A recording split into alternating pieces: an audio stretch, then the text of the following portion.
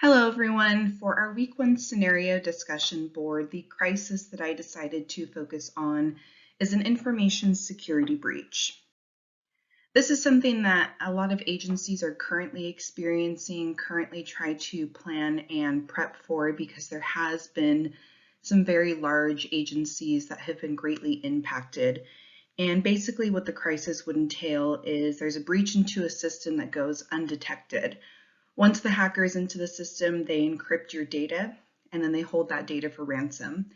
And a lot of times with this technology, there is just no way to get it back. So it's something that a lot of agencies are looking into at this step one, being able to put into place some procedures that would basically thwart any breach into the system undetected. But it is something that is happening and not something that we think of as a huge crisis, but the impacts can be very large. So looking at a quick impact analysis for the purpose of this presentation, the biggest amount of people that would likely be immediately impacted are the employees. Some of the examples that we have seen in real time of agencies that are experiencing this is the hackers will encrypt all of your employees' social security information, home address, they get into a payroll system, and oftentimes there is threats of releasing that information, especially to public safety employees like police officers. This is going to be an immediate impact with long-term challenges depending on what type of data would be encrypted and held for ransom. This could be anything from historical files. They have gone into city council databases, if you have a council, any type of police records that you have, all of your employee information, budgetary information, bank account statements. So depending on what they would be able to get a hold of, it would have immediate impacts, long-term challenges, and you could have outside vendors affected if you're working with other cities, other TPAs. Anybody that would have an account information on file with you could, in theory, be greatly affected by this crisis.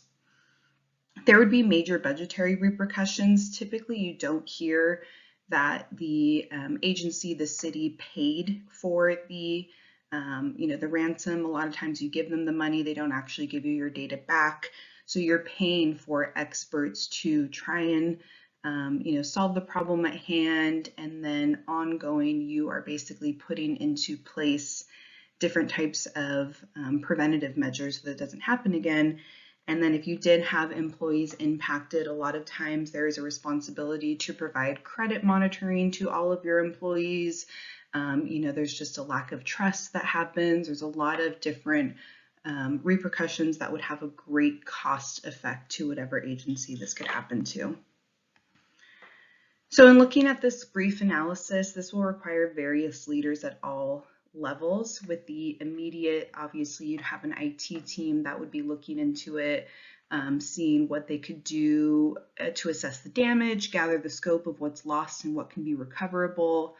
Down the line, you'd likely need a project management team to help recover all the lost data. That's where that cost impact can come into play. And then, while learning lessons of what happened. And then for long-term leadership, you're looking at a director or a manager in an IT role that would ensure that all security measures are planned out, that they're implemented, and that they're continually improved so that you can keep up to date with the current threats, and you're educating your experts, your IT, and just your employees. A lot of times things like this happen just because an employee clicked on a link that looked legitimate. Some of the ones that we're seeing now are very legitimate looking. They utilize very similar email addresses to employees, and the impact can be really great. So I'm very interested and curious to work with this scenario down the line and see how we can kind of prep for what a real life scenario could be.